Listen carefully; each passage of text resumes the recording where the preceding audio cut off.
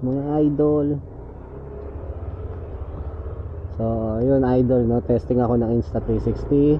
Binili kong mic. Binili kasi kong mic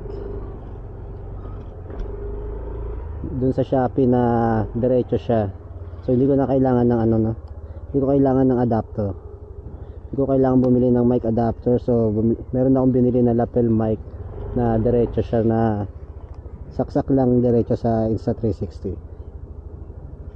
So hindi ko kailangan ng ano. So testing tayo ngayon na dito sa helmet ko nakakabit. So nag-setup kasi ako ng Insta360 sa helmet ko na nilipat. So testing natin yung sounds niya, yung quality, kung okay ba yung sounds niya. So kung goods ba,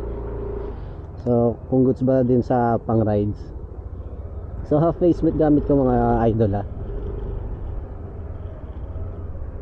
So mas maganda siguro to kung full face helmet talaga yung ano nyo ginagamit. Sigurado solid na solid yung, pag naka close visor kayo, solid yung ano nito, solid yung sound nito, yung audio nito mga idol, kasi naka kulob talaga. So yung boses nyo lang talaga sa loob ng helmet. So testing natin ngayon, kakabili ko lang nito ngayon. So testing ko siya,